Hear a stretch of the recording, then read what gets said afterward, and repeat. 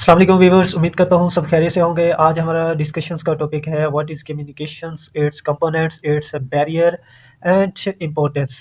तो सबसे पहले हम अपना फर्स्ट टॉपिक देखते हैं कि व्हाट इज़ कम्युनिकेशन। कम्युनिकेशंस क्या होती है? कम्युनिकेशन इज़ द प्रोसेस और art in which we exchange and share the information, ideas, thoughts, feelings to one person or a group or a audience। Communications दरअसल हमारे पास एक प्रोसेस है। हम इसे कह सकते हैं कि कम्युनिकेशन क्या है? एक प्रोसेस है या एक आर्ट है। अब इस प्रोसेस में हम क्या करते हैं? हम इंफॉर्मेशन को क्या करते हैं? शेयर करते हैं या एक्सचेंज करते हैं। किन के साथ एक्सचेंज करते हैं? ग्रुप या ऑडियंस या कोई भी पर्सन। कोई एक पर्सन भी हो सकता है, ग्रुप भी हो सकता है, ऑडियंस भी हो सकते हैं। जो भी हम इंफॉर्मेशन किसी एक शख्स के साथ, किसी ग्रुप के साथ या किसी ऑडियंस के साथ अपनी इंफॉर्मेशन शेयर करते हैं और उसके मुतबादल वो हमारे साथ भी इंफॉर्मेशन शेयर करते हैं, तो इसे कहते हैं हम communication process. In simple words में आप यही कह सकते हैं, कम्युनिकेशन जो है ना बातचीत करने का अमल है। ठीक है। इसके बाद नेक्स्ट है हमारे पास यहाँ पे इन पिक्स में आप जो है ना देख सकते हैं कि सबसे पहले इस फर्स्ट पिक में देखें कि वन जो है ना person is communicate with other person and here in this pic one person is communicate with group and audience. Means ये जो बाहर ये जितने भी हमारे पास लोग खड़े हैं ये है ऑडियंस और ये है सेंडर जो इनको बता रहा है, प्रेजेंट कर रहा है। तो ये इस इनका जो आपस में बातचीत करने का अमल है, इसे हम कहते हैं कम्युनिकेशन। तो नेक्स्ट है हमारे पास कंपोनेंट्स और elements that are include for communication. Communication करने के दौरान जो जो हमारे पास एलिमेंट्स या कंपोनेंट्स मौजूद होते हैं, कौन कौन से होते हैं? इसमें हमारे पास बेसिकली तो 7 कंपोनेंट्स मौजूद होते हैं। कौन कौन से? एक होता है सेंडर, उसके बाद है सेकंड नंबर पे है इनकोडिंग, इनकोडर इसे भी कह सकते हैं, मैसेज और मीडियम और channel, receiver, decoding and feedback. तो ये हमारे पास कुछ 7 कंपोनेंट्स हैं किसके? कम्युनिकेशन करने के लिए। तो सबसे पहला हमारे पास कंपोनेंट है सेंडर। सेंडर हमारे पास क्या हो सकता है? सेंडर की अगर हम बात करें, सेंडर एक पर्सन हो सकता है जो कि मैसेज को क्या करता है? सेंड करता है। सेंडर क्या है? एक ऐसा शख्स जो मैसेज को सेंड करता है या कोई भी मैसेज या इंफॉर्मेशन को क्या करता है? सेंड करता है, कन्वे करता है। उस शख्स को हम क्या कहते हैं? एज अ सेंडर कहते हैं। सेंडर जो है स्पीकर भी हो सकता है, प्रेजेंटर भी हो सकता है, राइटर भी हो सकता है। अब देखें, मैंने बात की स्पीकर की। स्पीकर का क्या काम होता है? स्पीकर हमारे पास जो है इंफॉर्मेशन को क्या करता है? डिलीवर करता है, कन्वे करता है। मत जो हमारे पास ऑडियंस बैठी होती है, ज़्यादातर आपने जलसों वगैरह में देखा होगा कि एक हमारे पास शख्स जो है ना खिताब कर रहा होता है और बाकी जो है ना ऑडियंस सुन रही होती है। ठीक है। अब जो इंफॉर्मेशन कन्वे कर रहा होता है, जो शख्स इंफॉर्मेशन कन्वे कर रहा होता है, जो सेंड कर रहा होता है, जो इंफॉर्मेशन शेयर कर रहा होता है लोगों के साथ, उसे हम कहते हैं सेंडर। ठीक है।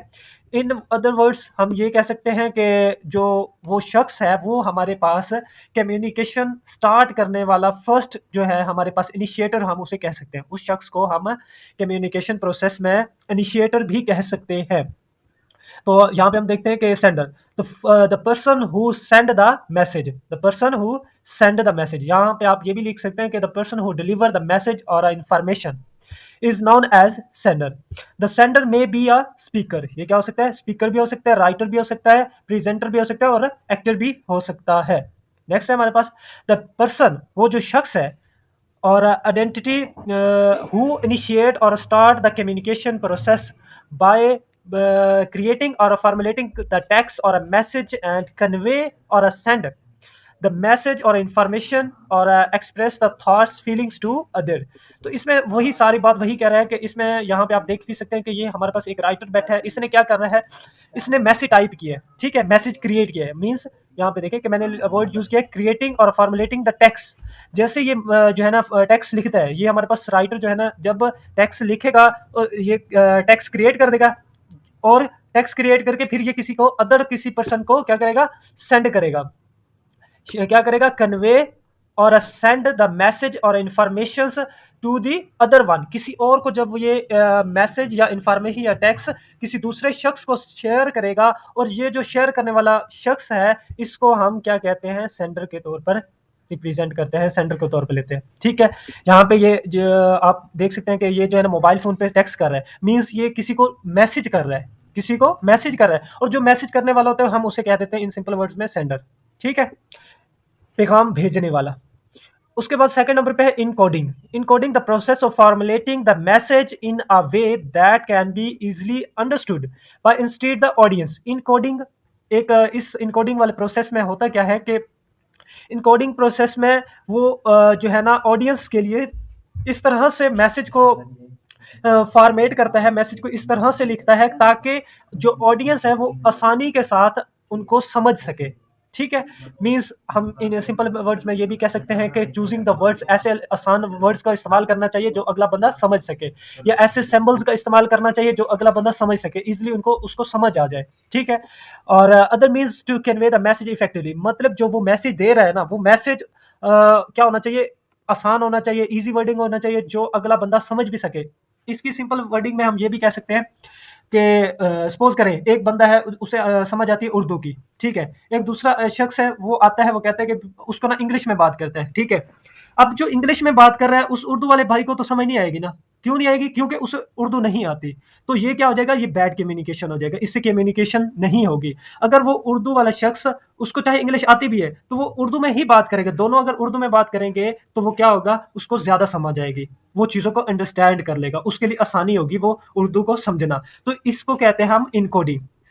मैंने क्या लिखा है कि the process of formulating the message, message को जो है ना इस तरह से फॉर्मुलेट करें कि he can easily understood the audience, के जो ऑडियंस है वो उसको क्या करे, आसानी के साथ समझ सके। नेक्स्ट है हमारे पास थर्ड पॉइंट, मैसेज। अब जो सेंडर होता है वो क्या करता है, मैसेज तो सेंड करता है। अब हमें ये पता होना चाहिए कि वो मैसेज कर किस तरह से रहा है, वो मैसेज है कौन सा, किस तरह से वो कर रहा है, टेक्स्ट की फॉर्म में मैसेज कर रहा है, या इमेज की फॉर्म में बता रहा है, या गेस्चर की या बॉडी लैंग्वेज के जरिए बता रहा है। तो मैसेज जो है ना वो डिफरेंट तरीकों से जो है ना इंफॉर्मेशन जो है ना वो डिफरेंट वे से दे सकता है। तो यहाँ पे हम कह सकते हैं द कंटेंट और इंफॉर्मेशन बीइंग कम्युनिकेटेड, जो वो क्या करता है, इंफॉर्मेशन या कंटेंट लेता है कम्युनिकेट करने के लिए, तो विच में be in the form of spoken, जो वो कम्युनिकेट करने के लिए हमारे पास कंटेंट या इंफॉर्मेशन लेता है वो हमारे पास होनी चाहिए, किस फॉर्म में होनी चाहिए, स्पोकन फॉर्म में भी हो सकती है, रिटन वर्ड्स की फॉर्म में भी हो सकती है, और visual images, gestures, body language और अदर सिंबल्स। ठीक है, इसकी आपको मैं यहाँ पे देख के समझ आएगी। अब उसने क्या किया है, सेंडर जो है ना मैसेज की, अब इस मैसेज में देखे कम्युनिकेशन हो रही है, सिंबल्स के जरिए भी हो रही है, मीन्स इसमें वो क्वेश्चन पूछ रहा है। ठीक है, अब यहाँ पे आप देख सकते हैं कि वो इमोजीज भेज रहा है, इमोजीज पे अगले बंदे को समझ आ रही है कि भाई हाँ उसे जो है ना समझ आ गई कि अगला बंदा क्या बात कर रहा है। तो ये जो सिंबल्स और गेस्चर्स और बॉडी लैंग्वेजेस या जो भी इमेजेस वगैरह होती हैं, ये भी हमारे पास क्या होती है, एक मैसेज दे रही होती है, ये सारी चीजें क्या कर रही होती है, एक मैसेज दे रही होती है। देखिए, ये अब उसने हेलो किया है, तो ये जो हमारे पास शो हो रहे हैं ना, तो ये रिप्रेजेंट करते हैं कि भाई हाय, मैं मीन्स मैं यहाँ पे मौजूद हूँ। ठीक है, आगे नेक्स्ट उसने पूछा कि हाउ आर यू, मतलब कैसे हो, और यहाँ उसने देखो, उसने बजाय उसको इंग्लिश में रिप्लाई करने के उसने जस्ट ये थंब सेंड कर दी, इट्स मीन दैट कि उसने सिंबल्स का यूज किया है, मीन्स गेस्चर्स का यूज किया है। ठीक है, तो इसमें उसने क्या बता दिया कि हाँ मैं फाइन हूँ, अगले बंदे को पता चल गया कि हाँ भाई उसे समझ आ गई है। तो इस तरह से ये हम मैसेज जो है वो इन रिटन फॉर्म में भी दे सकते हैं, बोल के भी दे सकते हैं, और इसके साथ साथ हम ये जो है ना इमोजीज वगैरह इस तरह से, मतलब ये जो चीज़ें होती हैं इनके इनको यूज करके भी मैसेज दे सकते हैं। ये भी इनके सेंड करने से भी अगले बंदे को एक कोई मैसेज जाता है। ठीक है, नेक्स्ट है हमारे पास मीडियम। मीडियम भी हम इसे कह सकते हैं और चैनल भी कह सकते हैं। द मेथड्स और अ पाथवे, ये मीडियम क्या होता है, मीडियम हमारे पास पाथवे है, या वो रास्ता है, या वो तरीकाकार है जिसके जरिए which the message is transmitted. एक ऐसा हमारे पास पाथवे है, ऐसा हमारे पास मेथड तरीकाकार है जिसके ज़रिए हम क्या करते हैं, मैसेज को ट्रांसमिट करते हैं, मैसेज को पहुंचाते हैं, डिलीवर करते हैं अदर लोगों के पास, दूसरे लोगों के पास। अब इसकी सिंपल जो है ना आपको सिंपल वर्डिंग में बताऊं तो जो मोस्ट कॉमन हमारे पास कम्युनिकेशन चैनल्स हैं उनमें आ जाती है हमारे पास स्पोकन इंग्लिश लैंग्वेज आ जाती है, रिटन टेक्स्ट की फॉर्म में भी हम जो है ना भेज सकते हैं। इसके साथ साथ ईमेल अगर हम करते हैं किसी को तो वो भी हम ये एक मैसेज पहुंचाने का एक तरीका है ईमेल।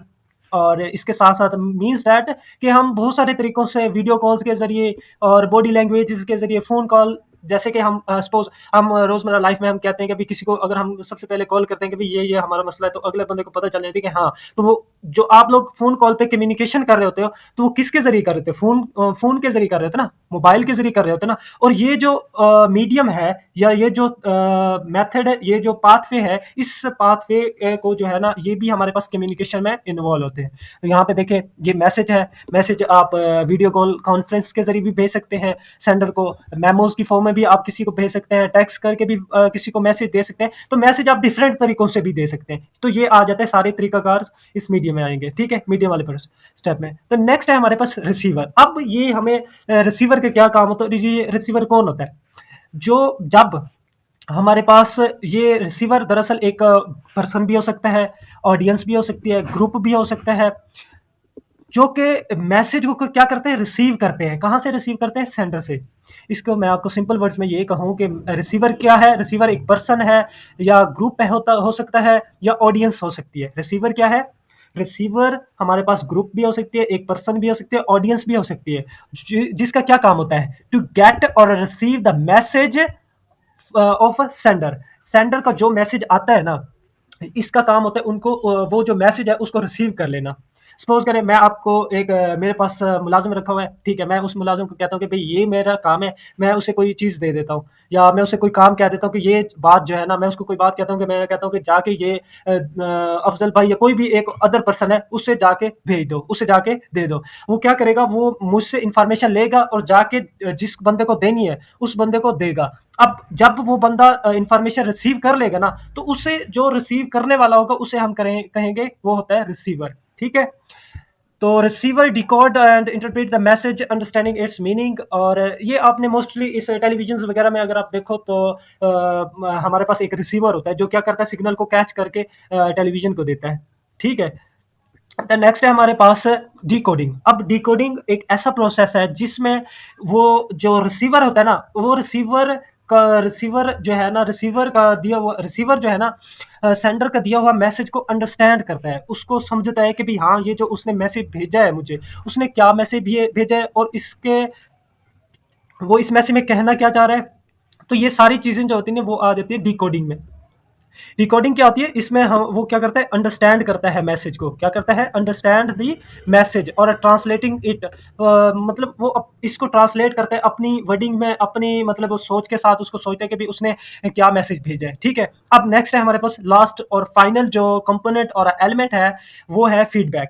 फीडबैक एक important factor of communication process है। हमारे पास एक फाइनल कंपोनेंट है, इसे हम कंपोनेंट या एलिमेंट या इंपॉर्टेंट फैक्टर भी कह सकते हैं। किसका? कम्युनिकेशन प्रोसेस का। कम्युनिकेशन प्रोसेस का ये फाइनल कंपोनेंट है। अब इस फाइनल कंपोनेंट्स में क्या होता है, या इस फाइनल प्रोसेस में क्या होता है कि feedback is required for a complete communication. वो कह रहा है कि जो फीडबैक है ये हमारे पास कंप्लीट कम्युनिकेशन को रिप्रेजेंट करता है। अगर हमारे पास इंफॉर्मेशन, अगर कोई इंसान किसी को देता है तो उसके मुतबादल अगर वो जो रिटर्न में ये जवाब नहीं देता कि मुझे समझ आ गई है या नहीं आई, तो वो होता है फीडबैक। इन सिंपल वर्ड्स में हम ये कह सकते हैं, in other words we can say that it's final response. जो हमारे पास फाइनल रिस्पॉन्स होता है उसे हम क्या कहते हैं, फीडबैक। और reaction provided by receiver to the sender. ये जो फीडबैक जो है ना, वो किधर से सेंड किया जाता है और कौन सेंड करता है, तो इसका मैं आपको नीचे इस पिक से देख सकते हैं। सबसे पहले होता क्या है, ये जो सेंडर है, ये क्या करता है, एक मैसेज क्या करता है, इनकोड करता है, ठीक है? इसने मैसेज इनकोड किया और इसने मैसेज भेज दिया रिसीवर के पास, ठीक है? अब रिसीवर ने क्या किया, इसको डिकोड किया, ठीक है? अब यहाँ पे इसने रिसीवर ने इसको डिकोड करेगा, डिकोड करने के बाद रिसीवर के पास इंफॉर्मेशन आ जाएगी, और लास्ट में हमारे पास क्या होगा, रिसीवर जब उसे समझ आ जाएगी, या अगर समझ आएगी नहीं आएगी, तो इसका बताना ज़रूरी होगा। अगर ये नहीं बताएगा तो ये कम्युनिकेशन नहीं होगी, बैड कम्युनिकेशन होगी। गुड कम्युनिकेशन के लिए ज़रूरी होता है कि आपने उसको रिप्लाई करना है सेंडर को। तो रिसीवर का काम ये होता है कि रिसीवर ने जो भी इंफॉर्मेशन या जो भी उसे मैसेज मिला है, उसके मुतबादिल उसका जो भी होता है उसको जो है ना, आंसर करना होता है सेंडर को। सेंडर को बताना होता है कि भाई हाँ, मुझे मैसेज रिसीव हो गया है, नहीं हुआ, मुझे समझ आ गई है, नहीं आई। तो ये सारी चीज़ें किस में आ जाएंगी, फीडबैक में आ जाएंगे। नेक्स्ट है हमारे पास कम्युनिकेशन प्रोसेस। कम्युनिकेशन प्रोसेस 3 तरह से होता है। एक हमारे पास होता है इनकोडिंग, दूसरा होता है ट्रांसमिशन, और थर्ड होता है डिकोडिंग। अब यहाँ पे देखें, सबसे पहले क्या होगा कि ये है हमारे पास, सपोज कर ले हैं, ये है हमारे पास सेंडर। इसको मैं नाम दे देता हूँ, ये है हमारे पास सेंडर। सेंडर का क्या काम होता है कि इनकोड करना। इनकोड करना। ये क्या करेगा, इनकोडिंग करेगा और इनकोडिंग करके मैसेज भेज देगा रिसीवर को। ठीक है, रिसीवर क्या करेगा, उसको डिकोड करेगा, मीन्स उसको समझेगा उस मैसेज को कि भाई उसने ये मैसेज मुझे क्यों किया था, मतलब किस मकसद के लिए किया है।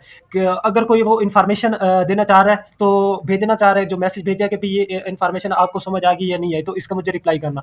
तो इस जो डिकोडर होता है या जो रिसीवर होता है, वो क्या करता है, रिटर्न में फीडबैक भेजता है मैसेज के जरिए। मैसेज मीन्स फीडबैक भेजता है, फीडबैक मैसेज भेजते हैं कि हाँ भाई मुझे समझ आ गई है या नहीं आई, या जो भी तरीका बात होगी वो इसको रिटर्न में रिप्लाई करेगा। तो ये सारा जो प्रोसेस है ये किसके जरिए हो रहा है, ये 3 प्रोसेस में हो रहा होता है।